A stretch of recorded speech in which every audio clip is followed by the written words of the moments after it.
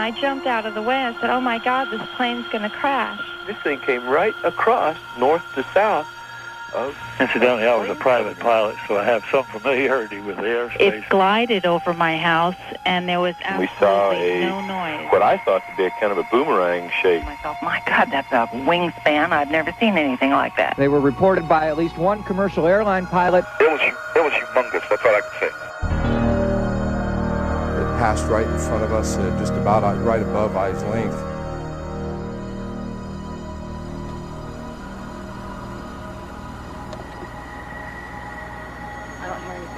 No, I don't hear anything. What in the hell is that? It's wide. I came out second after Monica, and I remember looking at it. It was coming over the mountain, and it was like almost as wide as one of the humps, and it was very low. It's coming across the sky, and as it's moving, it's blocking and unblocking the stars. There is actually a shape. It was more like a boomerang than like a straight V. And then the lights were spaced pretty evenly. It was actually 5 lights that were a V, 1 in front and 2 on each side, and it was perfect. It was a perfect triangle. If you can imagine something the size of Camelback Mountain floating down Scottsdale Road, you have some idea of the intensity of this thing. The object we saw, if we opened up a newspaper, you could not block out the object that we saw. People say, Mike, now you saw a B-2 bomber. My response was, we could land all 40 of our B-2 bombers on the wing of that craft. You know, it's one of the biggest things I've ever seen that moved like that. I mean, it was just enormous. It happened last night, and eyewitnesses who saw it say it's like nothing they've ever seen before. I don't know if it was as big as an aircraft carrier. It might have been. Because I've never seen an aircraft carrier fly. It barely missed that mountain. Really? Yeah, came floating over the mountain. So had you not looked up, you wouldn't have known it was there? No, my daughter, it was 8:30 at night. My daughter was coming over here, and she ran in and said, Mom, you have got to see this. So we all... There was such an uproar about what people described seeing that we also did a story about it back in 1997. The first report of a strange flying object came at about 8:20 that night from a former police officer in Paulden, Arizona. Over the next 40 minutes, people gave similar reports of an object along a 200-mile route south to Phoenix and Tucson. It was gunmetal black. It wasn't shiny. It wasn't invisible. It was more of a dull, bluish black color. And we both just stayed there and looked at it for a couple minutes, and it was completely silent. When you look down the street on a hot day in Phoenix, above the street's like it's really wavy, and you see everything kind of distorted, and that's what it looked like up inside the middle of the craft.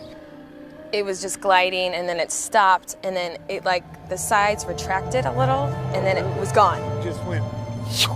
Acceleration to deceleration, it was no noise the whole time. And not a sound. Explanations have been tossed about that there were flares, that there were planes flying in formation. But Mark and Robin, we checked with the FAA today, we checked with Sky Harbor, and we checked with Luke Air Force Base, and there's been no official explanation of those strange bright lights last night. Well, I'm going to order a full, investigation of this through DPS. We're going to make all the necessary inquiries, and we're going to get to the bottom of it. We're going to find out if it was a UFO.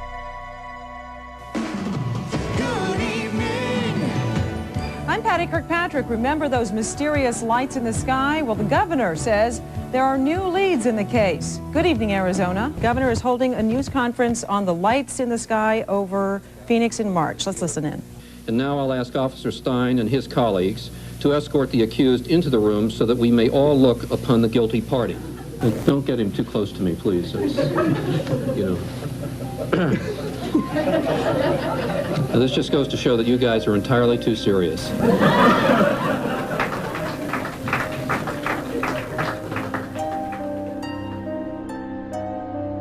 I think what really irritated me was the joke the governor pulled with the Martian. I just didn't have time for that kind of stuff. He was just dismissing everything that these people had seen and said, just like we're all Looney Tunes. And I know what I saw, and that's not what you're telling me what I saw. I didn't see flares. I didn't see A-10 Warthog. So how about we work together and try to figure out what this thing is?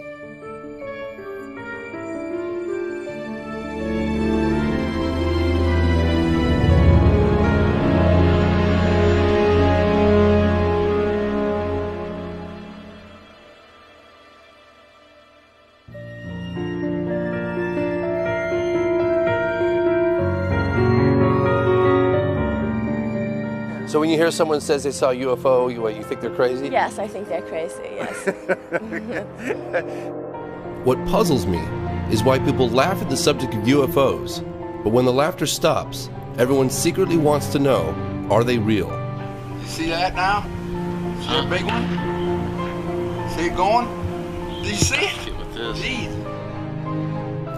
I don't know if I want to know if UFOs are real, because then that raises a lot of other issues. Who are they? Why are they here? Are they going to hurt me? Do they have chocolate? When I told my father I wanted to make a documentary about UFOs, he said I was crazy. In fact, my whole family did. And 95% of the time, this stuff is crazy. But the remaining 5%, that is what keeps me going. This man in the saucer, can you describe him? What year was this taken, do you know? I'm James Fox, and I've been curious about UFOs for a long time. If you look down at the very bottom, there's the little disc. Very curious. Look at that. Evidently, the Air Force is curious too. In pursuit of this obligation, And in 1952, they admitted it. we have received and analyzed between 1,000 and 2,000 reports. There have been a certain percentage of this volume of reports that have been made by credible observers of relatively incredible things. All blacked out? Wonder what was under there. With the help of investigative reporter Leslie Kane, I decided to put together some of the best witnesses from around the world for this film. Almost 10 years after the termination of Project Blue Book. The cases and photographs you are about to see represent some of the best evidence that UFOs are real. It's of unknown origin. What were they after? The beam of light that came down at our feet. Ms. James? Beams were going down into the WSA. Hey, we are all in the limo and we're on... The operator in the tower would verify that, and several of us. So they were looking for fissile material. I hear the same question over and over. If UFOs are real, then surely someone in the know would be talking. So what time are we actually going on the air? Or do the I think 6 o'clock, you guys. Hey, Chris. Yes, we need everyone.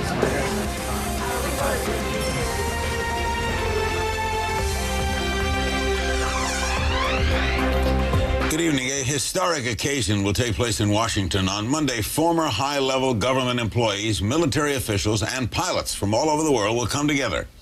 They'll discuss their own UFO sightings and encounters, and they'll do it at the National Press Club in the nation's capital.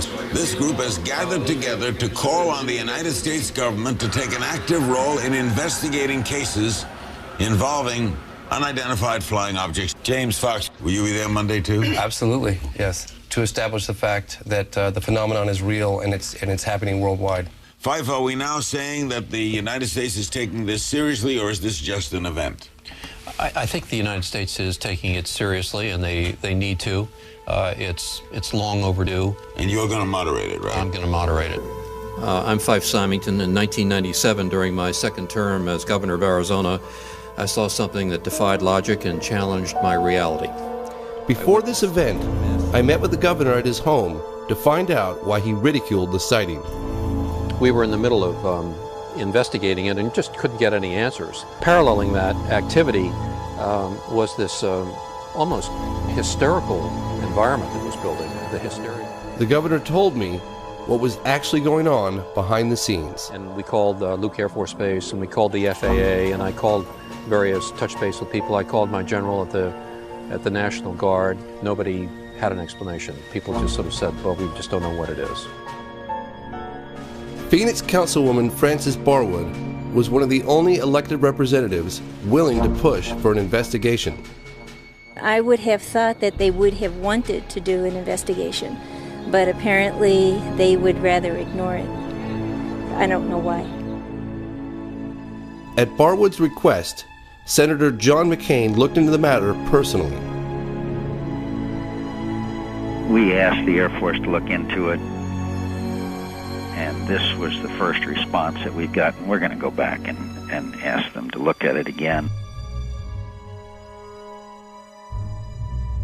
Senator McCain wrote letters to both the National Archives and the Air Force.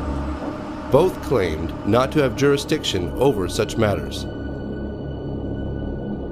I was kind of surprised at at that response. But there are people who said they saw things, and whenever that happens, they deserve at least an investigation, it seems to me. The Air Force explanation eventually provided to Senator McCain was military flares dropped from A-10 Warthogs between 9:30 and 10 p.m.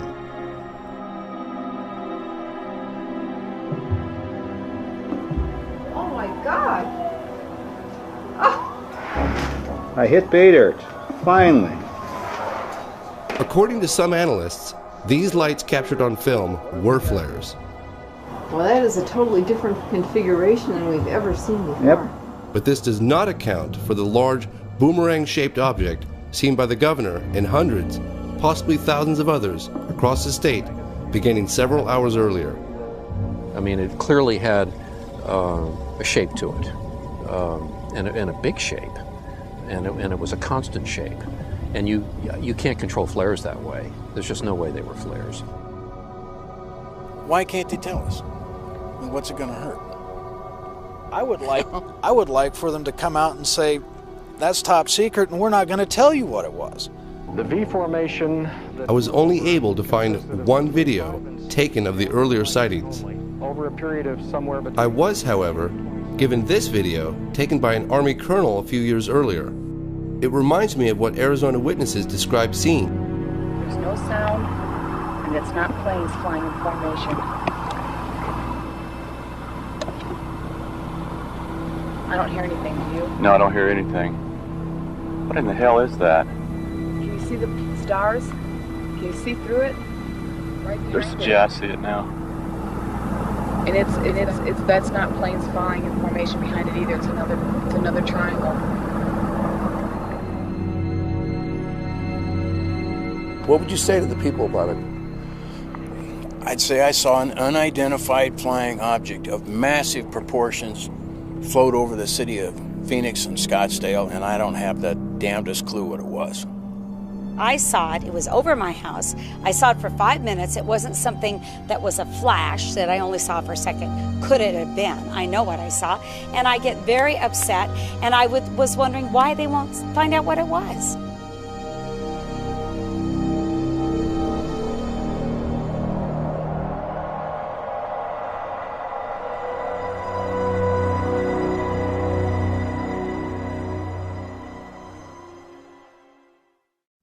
Governor Symington, I am Bill Burns from the History Channel.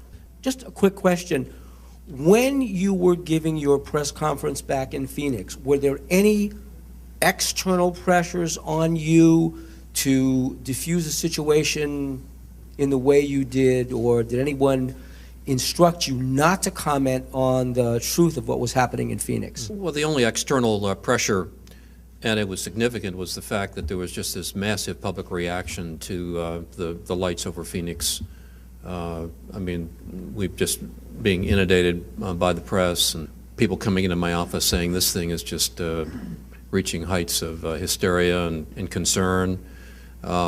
I'd never seen that before. I mean, I'd been in office for quite a while, and I'd never seen kind of that reaction. And so three of us sort of sat down at the end and decided to try to lighten the mood a little bit. Well, I'd like now to set the record straight. I never meant to ridicule anyone. My office did make inquiries as to the origin of the craft, but to this day they remain unanswered. I still don't know what it was. As a pilot and a former Air Force officer, I can definitively say that this craft did not resemble any man-made object that I'd ever seen. Well, I now know that I'm not alone in witnessing something extraordinary. That's the bottom line. There are many high-ranking military, aviation, and government officials, many of whom are here today, who share my concerns. Some of them have truly exceptional stories to tell. Hundreds of people saw a majestic triangular craft with a span of approximately 120 feet.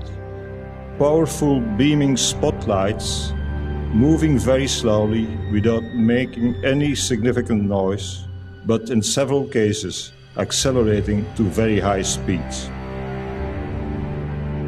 Physical traces on the ground from the craft were confirmed by the local police. The official conclusion of Japan in 1979 was that about 15% of the cases remained unidentified after careful analysis by our experts. Fue entonces que me acerqué a 100 metros del objeto. Tenía unos 10 metros de diámetro, estaba como esmaltado con una cúpula de color crema sobre una base metálica ancha y circular. No tenía motores, ni escapes, ni ventanas, ni alas o antenas. Carecía de todos los implementos típicos de un avión y sin ningún sistema visible de propulsión. Lamentablemente, el tema relacionado con los ovnis se encuentra muy contaminado y con una importante cantidad de información falsa. Most UFO sightings turned out to be misidentifications of things such as aircraft, satellites and meteors, but in around 5% of cases no explanation could be found. Washington, D.C. is no stranger to this story. Could these saucers be some kind of a secret weapon of ours? No. If they were, Air Materiel Command would be the first to know. How about a device from a foreign country? We know they're not. What is your opinion, Colonel? The U.S. Air Force's involvement with UFOs started back in World War II when pilots reported being followed by luminous orbs. They were nicknamed Foo Fighters. By 1947, flying saucer sightings were getting national coverage. They flew like erratically, like a saucer would if you skipped it across the water. According to this memo titled Opinion Concerning Flying Discs by General Nathan Twining, the phenomenon reported is something real and not visionary or fictitious. No, it just come up like that and then it tipped and just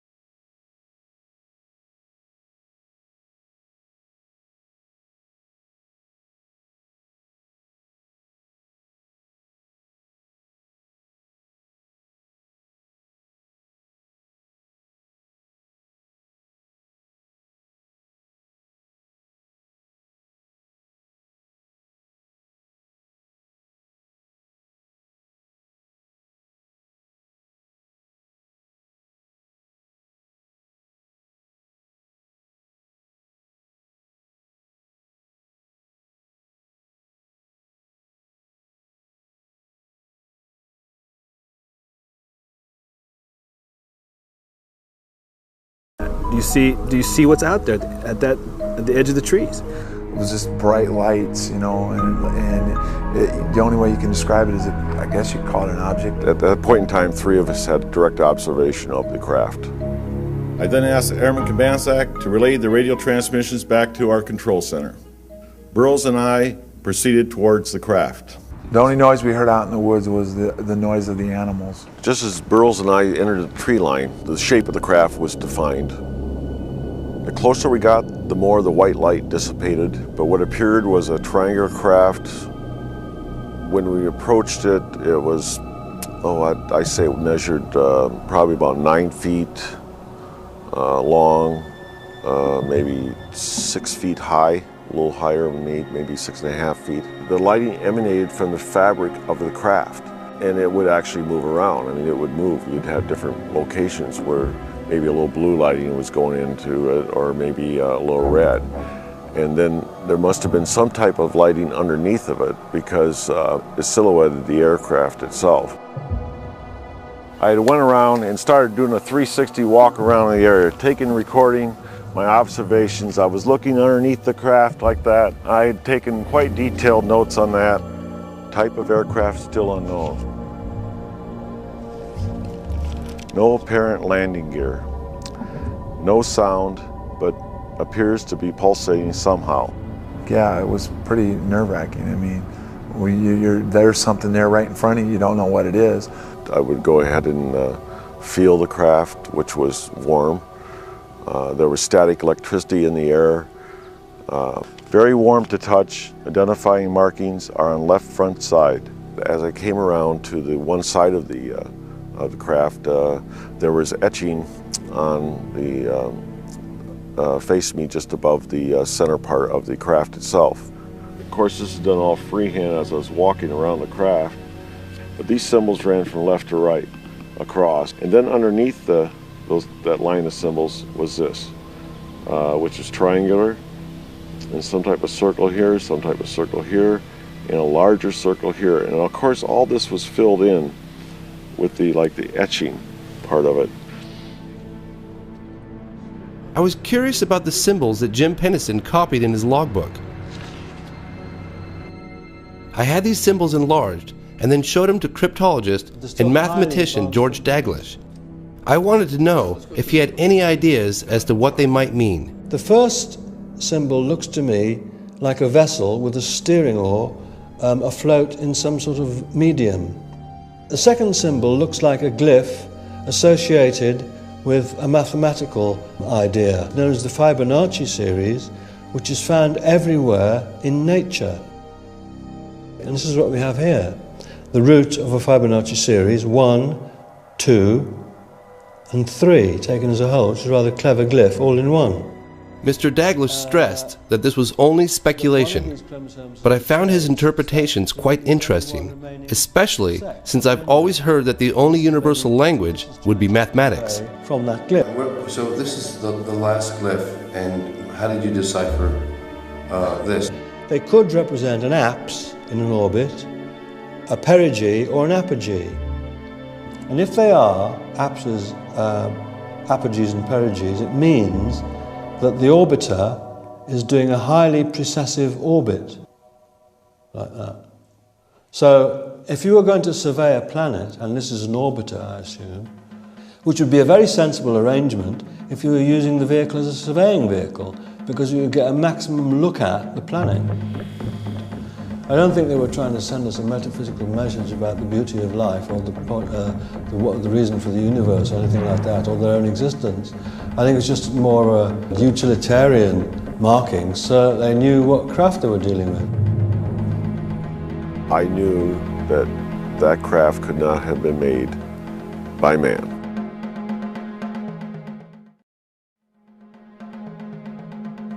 And then it started moving back in between the trees with absolutely no sound, no air disturbance at all.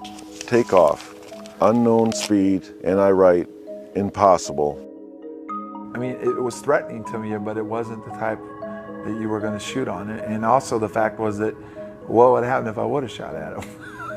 What good would it have done?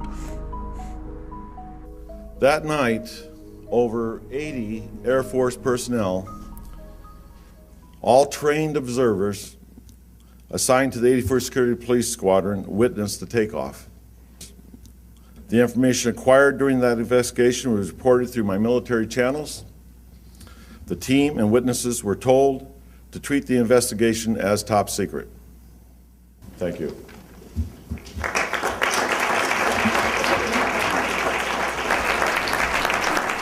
As the Deputy Base Commander, Colonel Charles Holt was in charge of the investigation when he too became a witness. In late December 1980, I was called upon to investigate a very strange event. An event that was distracting our security police from their primary duties. I believe that he went out there to debunk the whole situation, and I think he got in the middle of a situation he couldn't explain either. 2 nights later at the family Christmas party, I was interrupted by the on-duty police commander. He told of strange events and said it was back. Since my boss had to present awards, I was tasked to go out and investigate. I fully expected to find an explanation. During this entire event, I was fortunate to have with me my small pocket recorder. It's a little in there. What you're about to hear are excerpts from the original recording made that night. There was no doubt about it. There's some type of strange flashing red light ahead. There's yellow. I saw a yellow tinge in it too. Weird. And now we've got an object about 10 degrees directly south, 10 degrees off the horizon. And the ones in the north are moving, one's moving away from us. It's moving out fast. There's one on the right heading away too. Yeah, we're both heading north. Okay, here he comes from the south. He's coming toward us now. One approached at a very high speed and sent down a strange beam right at our feet. Now we're observing what appears to be a beam coming down to the ground. This is unreal. Another object sent down beams of light into the weapons storage area. The whole time we had difficulty communicating with the base, as all 3 radio frequencies that we were using kept breaking up. I have no idea what we saw that night, but I do know with great certainty it was under intelligent control.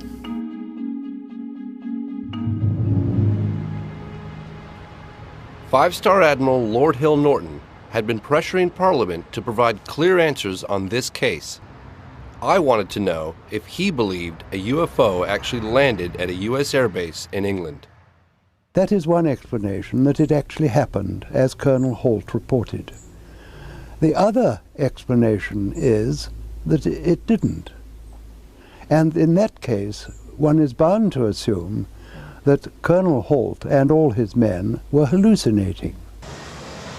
The British Ministry of Defence's position is that nothing of any defense interest took place. This position was strongly criticized by the Admiral. That the colonel of an American Air Force base in Suffolk and his merry men are hallucinating when there are nuclear-armed aircraft on the base must be of defense interest. If indeed what he says took place did take place, and why on earth should he make it up, then surely the entry of a vehicle from outer space, certainly not man-made, to a defense base in this country also cannot fail to be of defense interest. Outside the Parliament building, I met with Nick Pope. He investigated UFOs officially for the British government. I reopened the case and conducted a sort of cold case review of the original investigation, and I was shocked to find a series of basic errors had been committed, exactly the same sorts of errors that often fatally undermine a police investigation.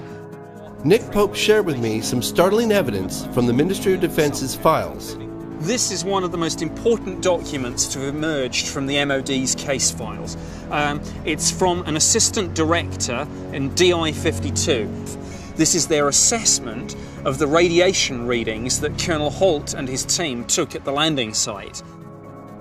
What we have here is a plaster cast of one of the 3 indentations, the object that Jim and the other 2 gentlemen approached. It's approximately 8 to 10 inches across and about 3 inches deep at its maximum point. This is cast number 2. He made an impression of all 3 of the indentations and they were all identical. Now, here's the key bit. These levels seem significantly higher than the average background. And in fact, and I double-checked this with some other government scientists, it's about 8 times normal. So this is absolute proof positive from the MOD's own documentation that something extraordinary happened.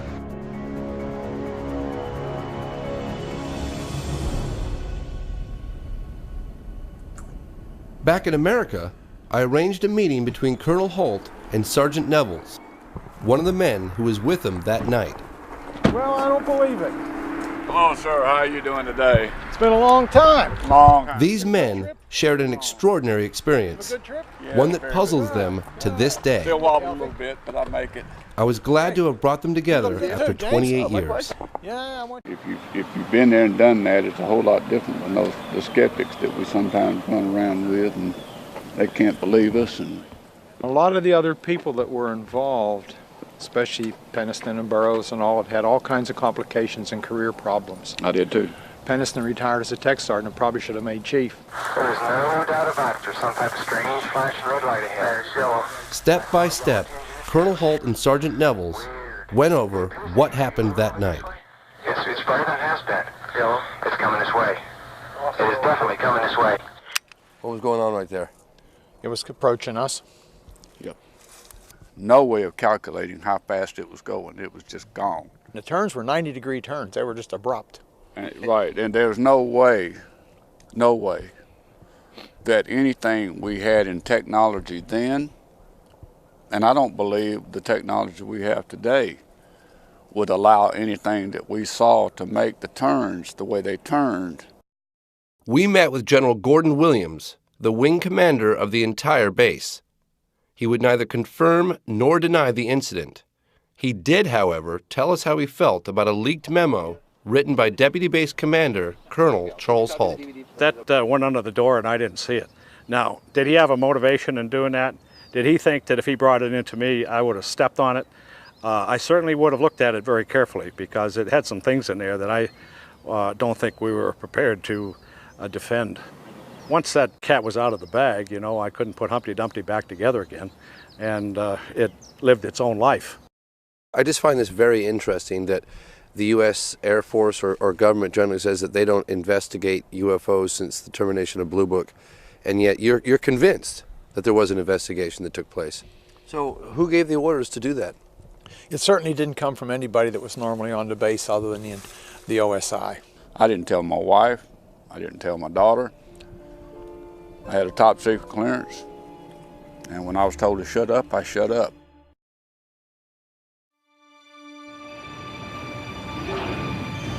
去る11月17日、日航貨物機がアンカレッジで UFO を目撃した。そしてその事実が1ヶ月後、共同通信により新聞各紙に発表された。What I'm about to tell you is about an event that never happened. For an event that never happened, FAA official John Callahan certainly has a lot of evidence. They brought the voice tapes. He kept audio recordings between the cockpit and the tower as the incident unfolded. He has 30 minutes of taped radar that confirms the UFO, a chart that documents all the objects in the 747's flight path, and the official FAA report. Event that never happened. According to Callahan, all of this was presented to the CIA in a private meeting. When the pilot first reported the UFO, he described it as a huge ball with lights running around it. He said it was about 4 times bigger than the 747 he was riding. And remember, the 747 has an elevator. And he's looking out the window and he sees something that's 4 times the size of his aircraft. What you're about to see and hear are excerpts from the actual radar and cockpit conversations as the incident unfolded.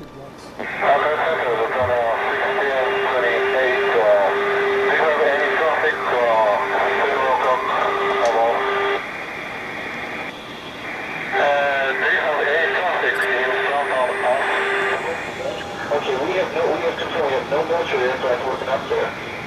Defender 1620, Roger Sean, picking up a hit on the radar, approximately 5 miles in trail, your 6 o'clock position. Do you concur?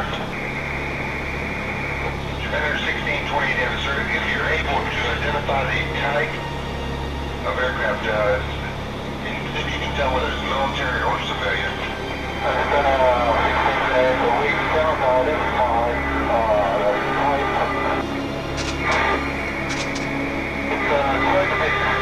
Okay. It is what? It is, okay, we've lost contact with it now. 2030. We're almost on time. I think we're within 20 seconds or so.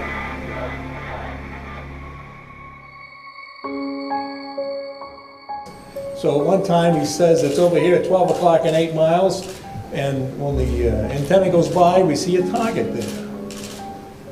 10 seconds later, it is now behind him, 6-7 miles behind him. So it's going from 8 miles out here to 6 or 7 miles back here, really in only 5 or 6 seconds.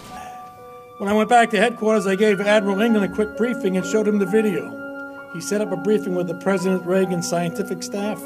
He told me my function was to hand this operation off to those people. And those people ended up being the CIA, the President's group, a bunch of grunts that came to the meeting. The CIA said to all the people there, this event never happened. We were never here. And you're all sworn to secrecy. We are confiscating all this data. And they did. They took everything that was in the room. In those days, when you printed out something from the computer... Fortunately, he kept copies of everything back in his office. That's the end of my speech. Who are you going to believe? Your lying eyes or the government?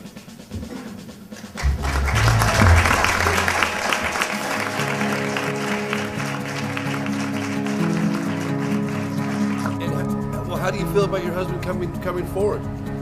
Well, I think that that's John. John is comfortable in what he says and what he does, and that if what he sees, he will tell what he sees, and I don't think anybody is going to tell him that he can't. And I'm proud of him. I think he does a good job, and he's telling the world what it should know. One of our greatest success stories was getting General Jafari from Iran to D.C. It took 3 months of negotiations to get his visa. Jafari was one of 2 Iranian fighter pilots ordered to intercept a UFO hovering over Tehran, Iran in 1976. The pilot in the first jet lost instrumentation and communication. When he got too close to the brilliant object, so he headed back. About 10 minutes later, they scrambled a second jet which I was piloting. General Jafari scrambled his F-4 Phantom jet to get a closer look.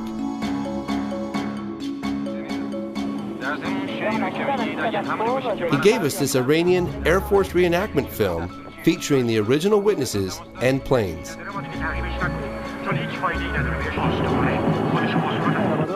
Even though Jafari's F-4 fighter jet was traveling at the speed of sound, it was nowhere near fast enough.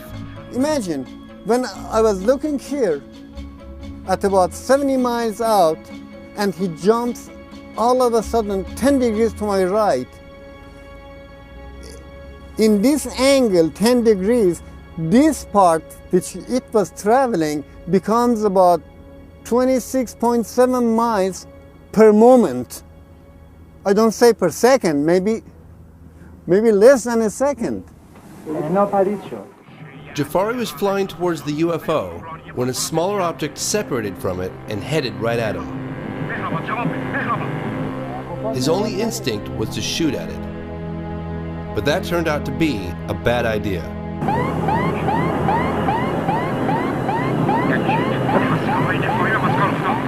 All the instruments were fluctuating with the garbles and the radio, so I was really frightened. So I decided to turn away, and I said, if it comes closer than about 4 miles, I will jump out. So, having maneuvered away from the object, Jafari's control panel returned to normal, and he regained contact with the tower. حال شما میتونید شاروخی هم بشینید، اما آخرین دستور اینه که بیایید تهران بشینید. Despite the United States government's claim, that they have not investigated UFOs since the closing of Project Blue Book in 1969, this Defense Intelligence Agency report, made in 1976, indicates otherwise. It was obtained through the Freedom of Information Act. So you think the reason why they're not telling us is because they can't trust everyone? They can't trust, and the second one, maybe as I said, they don't want people to be panicked. Now, we don't take sides on 360. We like to present you with facts and information from different angles and let you make up your own minds about things. That's particularly true with mysteries. And for many Americans, there's no mystery greater than UFOs. James Fox helped organize today's UFO-related event in Washington. He joins me now, along with astronomer, former Air Force pilot and skeptic, James McGahey. Thanks for being with us, both of you. Why should, what this panel is calling for essentially is some sort of government investigation of it. Why shouldn't there be further investigation?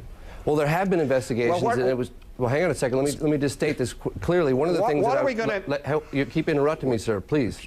One of the things I want to mention very quickly is that the official position from the Air Force is that they terminated Project Blue Book in 1969, and there has been no official investigation since then. However, we found evidence to suggest the contrary on a number of cases. In Tehran, the general said the Americans were making discreet inquiries about the case there, as well as Bentwaters, England. The colonel said that the OSI came in and investigated that case. So you believe there is a government investigation going on, you just want it more public? They're making discreet inquiries, unofficially, yes. Well, UFOs are basically a modern space-age mythology. It's a conspiracy wrapped in superstition and myth. Where does this superstition and myth come from? And how could it be so pervasive? Within a few months of the original saucer report, practically everyone in America was conscious of flying saucers. Oh, there's an alien who's trying to kill me. Oh! Now, did you see a UFO? I did, and the rest of the account, it was unidentified flying object, okay? It's like, and so, wait, we're just getting started. You've got to be kidding. And then I would say, where was it? What did it look like? What were you doing? How much had you had before you saw it? It was probably some other satellite or a fast-moving airplane that they saw. I wouldn't believe them. I mean, I know there's been sightings, random, not well documented. Well, Jay Leno once asked, if these extraterrestrials are so highly evolved, how come it is that they only address people named Bubba who are out hunting and fishing?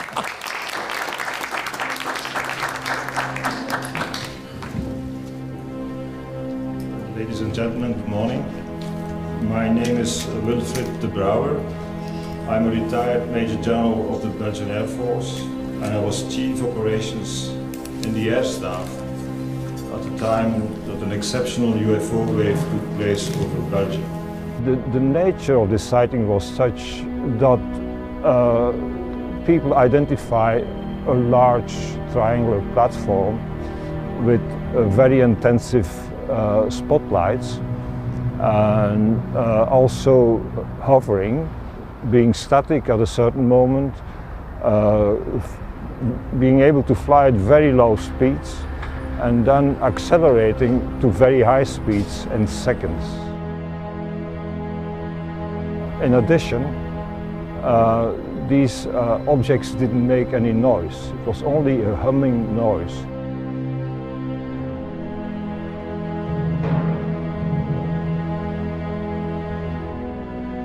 Were there ever any inquiries from the American government to the Belgian Air Force regarding unidentified flying objects? Yes, well, some informal inquiries, but nothing formal. I would have liked to see a formal request, but some people came to my office and asked about this phenomenon and also what we thought about it. And asked to have a copy of a video which was taken by one of the aircraft which tried to intercept one of these objects. And I said, yes, you can have a copy, providing there is a formal request. And we never received a formal request.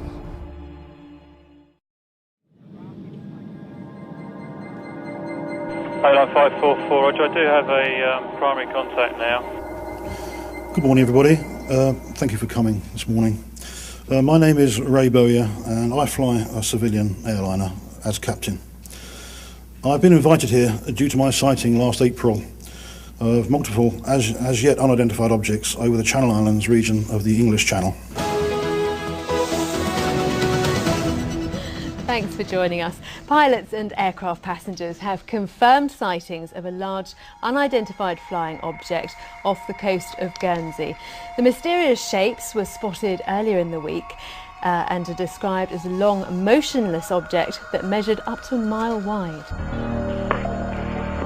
Airline 544, zone pass message. Do you have any traffic, not really say how far, but by 12 o'clock level? Roger, I've got a very bright object, well, didn't say how far, extremely bright, yellow-orange object, straight ahead, very flat platform. We're looking at it through binoculars as we speak. Airline 544, Roger, I do have a primary contact now, very faint primary contact, just to the left, approximately 11 o'clock this time, in a range of about 4 trap miles. Roger. I've got a definite contact by 12 o'clock. Very bright yellow object looking, well, like a cigar. Jersey Bladder 832, the zone asked us to look if we could see an object which is being seen by A-Line at the moment. We've got something about 8 o'clock resembling the description. Roger, and 832, Roger, what range would you estimate that target? Around about the similar range to Albany from us now. Well, looking through binoculars as I am now, there's a second one just appeared behind the first one from where I am. Roger 544, just confirming that all the passengers can see this aircraft. I've got the island visual, it's dead ahead, can't say how far, probably 5 miles, but it's staying the same size. Looks to be off the north-northwest coast of Albany. Airline 544, Roger, would you like to send? Please, I better go down, I think. Airline 544, Roger, descend to altitude 2,000 feet, the QNH is 1021. 2,000 feet, 1021, it's very plain to see from where I am now, without any binoculars. Were you scared? I wasn't too happy, put it that way. I was quite glad to get on the ground and have a cup of tea. We flew to Guernsey, an island off the northwest coast of France, to get some first-hand testimony where the sighting took place. Here, we met with Captain Ray Bowyer and 2 of his passengers. We're travelling back from Southampton to Albany in the Trilender.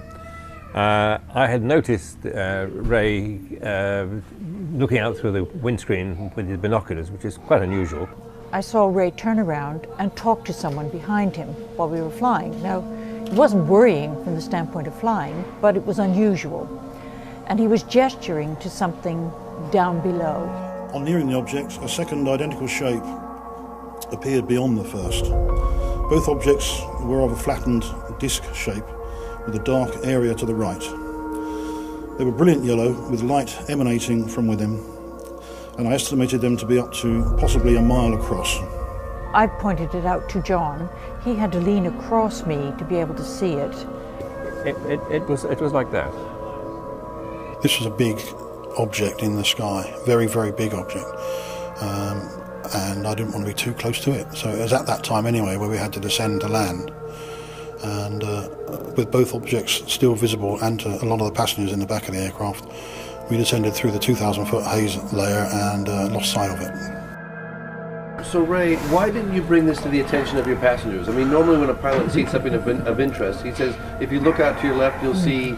Yeah, New York. Right, you know what It was a little bit far away from me. Well, it was, I didn't want to alarm anybody at that point. There again, as we got closer to these objects, there was no hiding it. They were just there.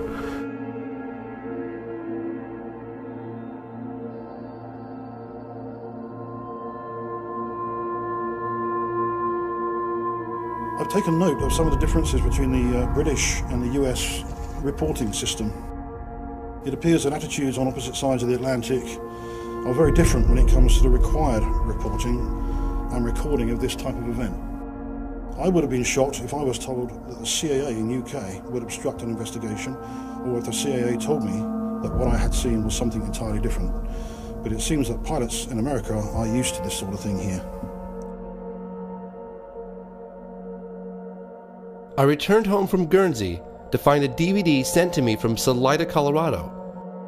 Listen carefully to the 6-year-old girl who points out a UFO to her dad. Dad, can a spaceship grow bigger like that? Huh? Huh? Uh-huh. It could. I'm not sure what the sounds are, but the object reminds me of what Ray and his passengers described seeing. It moved over that part of the sky there. It probably moved 500, it probably moved 100 miles in a matter of a second or two. These up there now, you know. You see that now? See a big one? See it going? Do you see it? Oh, you can't see it. I can't see it with this. Jesus.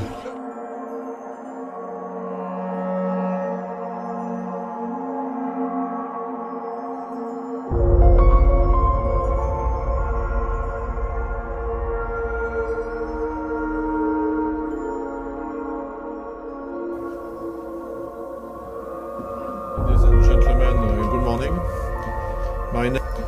My name is Jean-Charles Duboc. I am a retired Air France captain. During Air France flight 3532 from Nice to London on 28 January 1994, I observed with my crew a UFO in broad daylight near Paris. And it looked like this, with a bank angle of 45 degrees. It seemed to be a huge flying disc. It stabilized and stopped moving. It was about 1,000 feet wide. The most incredible aspect is that it became transparent and disappeared in about 10 to 20 seconds. My co-pilot, Chief Steward, and I quickly realized that what we were seeing didn't resemble anything known to us, and we reported our sighting to RANS Traffic Control. There is a crew of 3 persons plus radar correlation at the same time, not the same place but the same time, and that means that we have had something real over Paris one day, a huge thing. Good evening. Last week, several people in Stephenville, Texas, a small rural town of about 15,000, 70 miles southwest of Fort Worth, witnessed what many are calling a UFO. James Fox, I know you've been probing this for a long time. We've never got an answer to this. Why do you think the Air Force doesn't want this out? Well, I mean, what are they going to say? We don't know what's flying around in our airspace with impunity? Why can't they say that? I think that possibly could. I wish they would. If the Air Force is listening tonight, why don't you tell us the truth?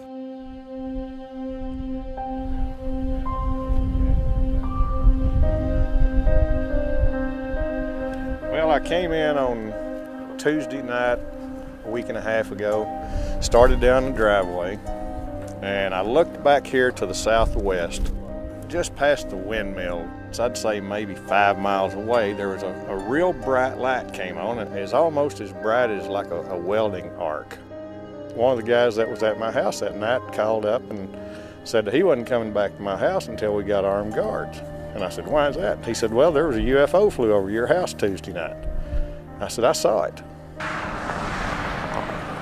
I was so distracted by what I saw that you could have had a train go in front of me and I would have probably heard it, because I was so focused on these lights. But I do not remember hearing any noise at all whatsoever. How would you describe the acceleration? Probably the speed of light. And I tried keeping up with my binoculars and I couldn't. This case, so far, qualifies for that 5%. The lack of sound, the speed of the object, and apparently the military's interest. There were two jets coming from that direction this way, and I did hear the jets. You know, we're used to seeing military aircraft in our skies here in this area. We're used to seeing, you know, the helicopters and the fighter jets and the C-130s, and I mean, we know what those look like. By the way, so, when it comes to military aircraft, I am a trained observer, so... Whatever that's supposed to mean. Whatever that means, right? Why don't we take another break here? We're visiting with James Fox, filmmaker in town, doing research on the UFOs and interviews. We'll take a break. We're back right after this. Good evening, everyone. Welcome to Dublin. In Dublin, the whole town showed up to discuss this sighting. My name is Steve Hudgens. I'm senior field investigator for MUFON. We're down here to investigate this extraordinary event. It was going so fast and it didn't make any noise. The lights seemed to be streaming and breaking around it. Then 10 minutes later it came back by, and that's when it had the two military jets chasing it. I've been a witness to this and give you all the information I can. You don't want to come forward and say anything because they'll say, oh, they're an idiot, because I've thought that before until I saw this. I'll guarantee you the jet, whoever's flying the jets, they had a visual on it. It was incredible. I listened to many witnesses and then went to the editors of the local paper where this story first broke. Headlines. I mean, these are all headlines. Angela Joyner saw me on CNN the night before and assumed I had all the answers. Major Carl Lewis at Carswell, I've talked to him a lot, and he said something of this size would leave a sonic footprint much like what we know as a tornado path. It would just demolish things on the ground. Why don't we see that? I have no idea. That's a good answer. Angela and local radio station Mandatory FM introduced me to Ricky Sorrells. We had a drink at the local bar where he agreed to meet with me the following day. All these aircraft in the area, they wouldn't normally be flying. They told me that Ricky had seen a lot more than lights in the sky. Have we called that door, kiddo? I used to think that people that saw this and came on camera and said this kind of stuff, I thought, man, these guys need some help, you know? But it happened to me, and I can't change that. I had a hard time dealing with it, but... So you looked out all the way in that direction, you didn't see the edge? Looking up, Ricky said he could not see the edge of the craft in any direction. You couldn't see the edge of it? Couldn't see the edge of it. But I do know this, it's bigger. You could have landed an airplane on that, I believe. God, it's an incredible story. Nothing, no sound, no when it was hovering, nothing when it moved from left to right, and nothing when it took off. And holding his rifle and sometimes actually looking through his scope, Ricky stood under the craft for about 3 minutes. I don't know if you've ever been in that situation, but no, I certainly haven't. I've been in it only very few times in my life, but I had to slow my mind down to actually think about what to do with it, the information that I was receiving for the first time. And that's what I did. I studied it. You know, I seen no nuts, bolts, rivets, seams, no welds, none of this. It looked like a piece of sheet metal. You know, it wasn't shiny. It was a dull, I don't know what you call it, matte finish maybe. And this is what I had a hard time with, was if something was to leave, in my mind, it should pivot up and go, like an airplane would. This did not do that. This stayed completely flat, and it went at a 45-degree angle away. And it took off at such a high rate of speed that the only way I can describe it is if I would have blinked, I would have thought it just disappeared. On January 21st, 2008, Robert Powell and Glenn Schultz received radar data from the FAA. This image was created directly from that data. Each black dot, and there were over 140, represent radar confirmation of an unknown object whose flight path is seen heading towards Crawford Ranch. I just want to know what it is. You know, why was it here? What was it? Is it ours? You know, that kind of thing.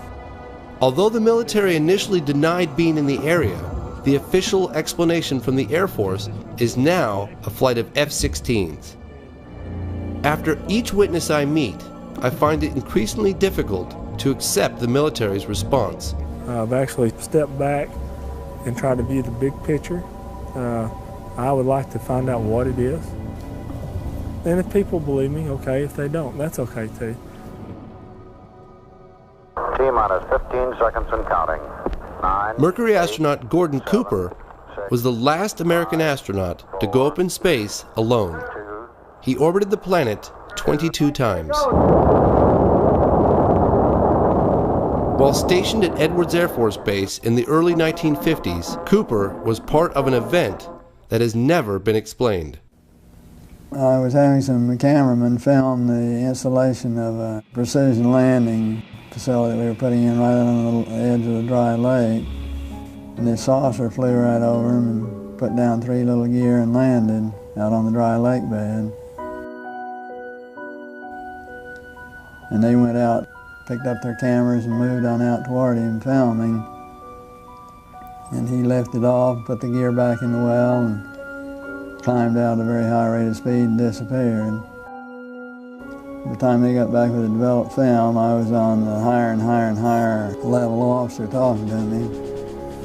Finally with the colonel telling me to, when the film arrived at my desk, to put it in the carrier pouch. There would be a courier there at my office by that time already, and they'd arranged for him to fly in our base airplane back to Washington with these films, and do not run prints, etc., etc., etc.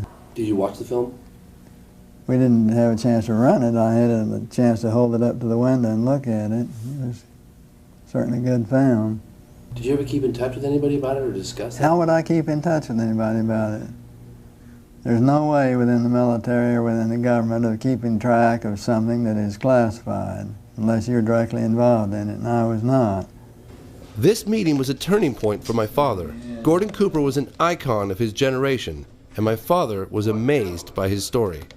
At that point in time, there was no doubt in my mind that this vehicle was made at some other place than here on Earth. That must have been extraordinary.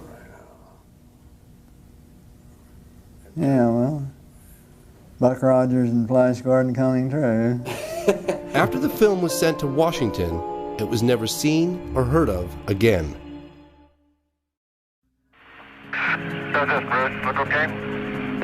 Apollo 14 astronaut Edgar Mitchell was the 6th man to walk on the moon. He has met with people in military and government positions from several countries who have privately shared with him information about UFOs. Seem to be well-documented events that represent flying craft that do not match anything we have in an earthbound arsenal. I felt that Dr. Mitchell would know the reasons for secrecy. Why are we stonewalled? I can't answer that question. I think it's long past time to open this up to the public. But the best answer is probably because they don't know what to do about it anyhow. My father and I caught up with President Carter at a book signing in San Francisco. What happened to the UFO issue? What happened to the UFO issue? I don't really know what happened to it. I saw one, but I don't know what, it just disappeared. Did you ask when you were president? What he said? Yes, but there's a lot of different answers, and nobody has proof of things.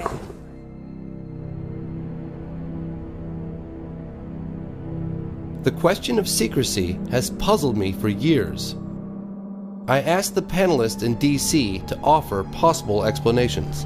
Some of the questions that Man on Street have, and whoever wants to address this can, is why, in your opinion, would any government hide this from the people or not disclose this type of information of what's going on?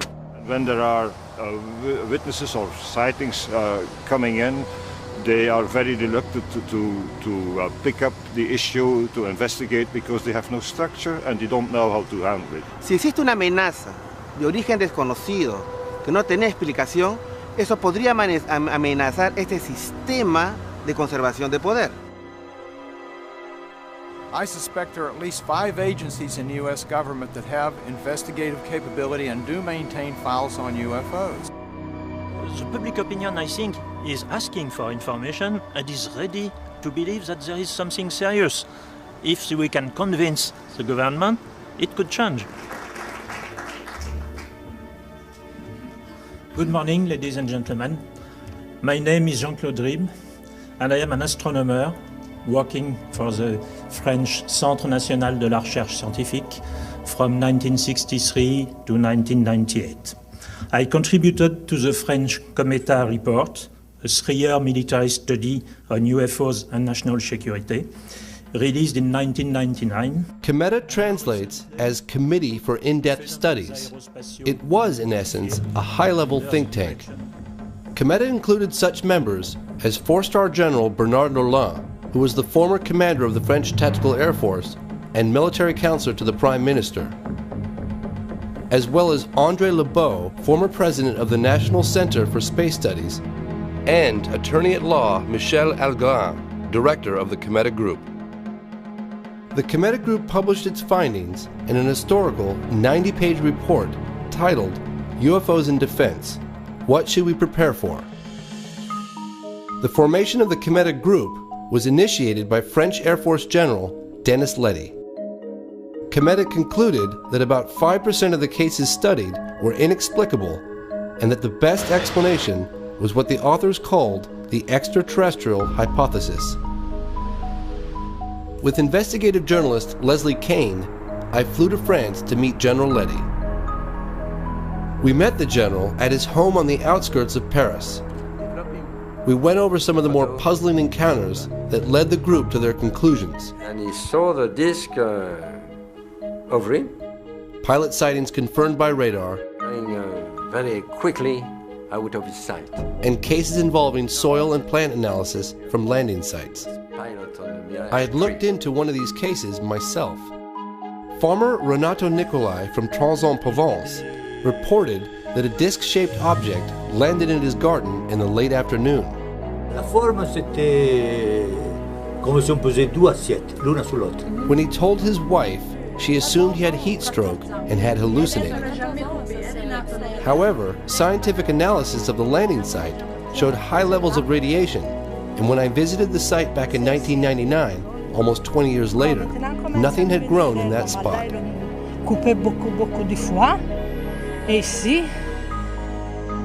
The town of Trans-en-Provence labeled the farmer a flying saucer fanatic. Je peux pas dire que c'était une soucoupe volante, que c'était... J'ai vu quelque chose, il s'est posé, il est reparti. What we're looking at? I mean, what is this photograph? General Letty also shared with us some impressive photographic cases.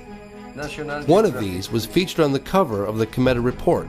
So it's mapping, is it mapping the ground? Mapping the ground. And developing... A mapping plane from the government of Costa Rica was flying at 10,000 feet. It had a high-resolution camera running automatically under the fuselage, taking a picture every 17 seconds. On one of the frames, this object was captured.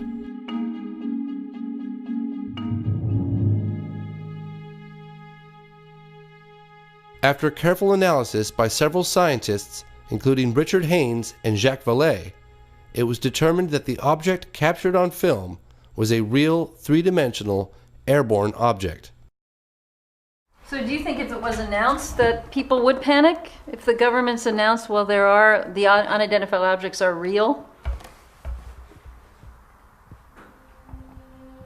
I cannot say yes, but I cannot say no. I asked the general to explain the Cometa report's extraterrestrial hypothesis. For us, we think that the best explanation is that object came from outside. We don't say they come from outside, but the best explanation is that hypothesis. In 2007, an investigative branch of CNES, the French equivalent of NASA, made 1,600 sightings spanning 5 decades available to the public.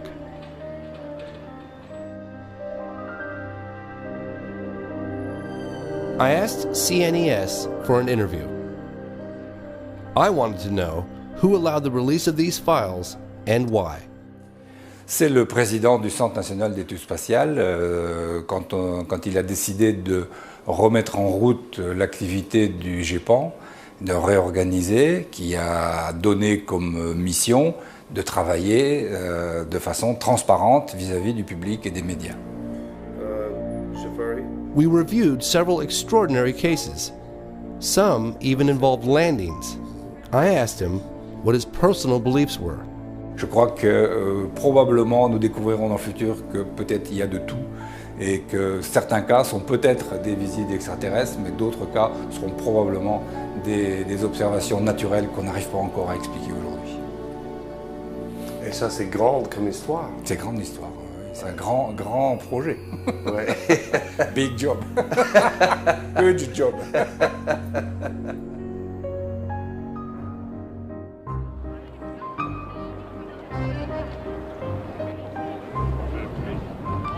I wanted to know how releasing this information might have affected the people of France.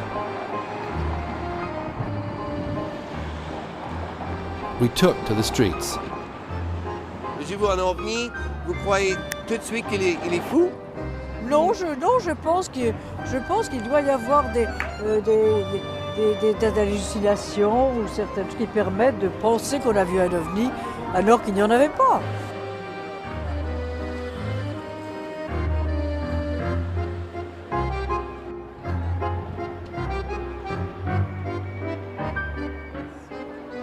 Does it make you scared? Yeah. I'm scared too that they're going to come and they're going to be hostile and they're going to try and they're going to hurt us or do something to the world. Do you think governments know more than what they're telling us? Apart from American governments. Yeah. Est-ce qu'il est possible que ça peut venir ici? Pourquoi pas?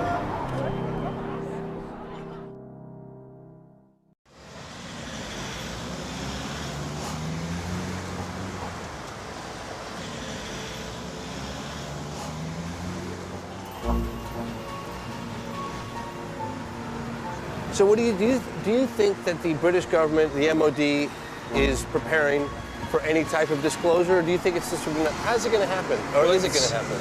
It's not going to be, as I say, disclosure with a big D. Right. It's going to be disclosure with a small d. In other words, we will be releasing the files, but in May 2008, the British government began the process of releasing its entire archive of UFO files. From 1991 through to 1994, I was the desk officer responsible for these investigations. And these cases included incidents where reliable witnesses, such as police officers and pilots, reported structured craft performing speeds and maneuvers significantly in excess of anything that they'd seen military jet aircraft perform. In July of 2009, the Ministry of Defense released this document. It's a briefing regarding the mass sighting over England in 1993. In summary, it states, there would seem to be some evidence on this occasion that an unidentified object or objects of unknown origin was operating over the UK. To the skeptics who say there's no evidence, I would say this. The Ministry of Defence in the United Kingdom has received 10,000 UFO reports since 1950. Not just lights in the sky, but structured craft, sometimes tracked on radar. But don't take my word for it. All this can be viewed at the National Archives on the Ministry of Defence website. So the evidence is right out there. The phenomenon has not changed a great deal. It has not changed materially since 1947.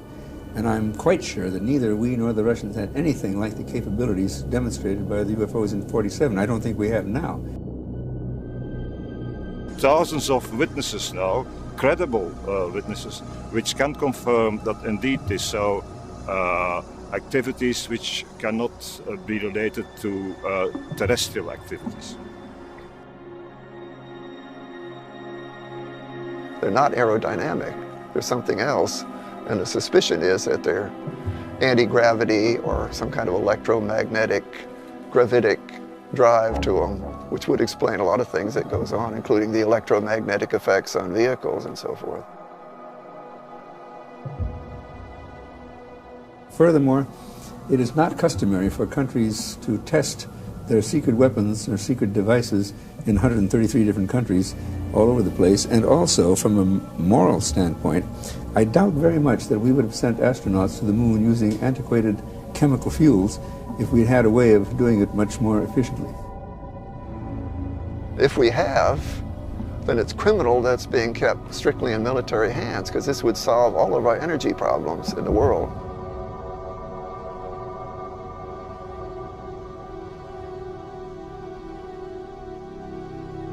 So I've given up the whole idea that it could possibly be from any place on Earth. Why don't governments tell the public what's going on? To accept that some object overfly and the country being unable to clear the sky of the... You cannot admit it. Do you think it's possible that it was from another world?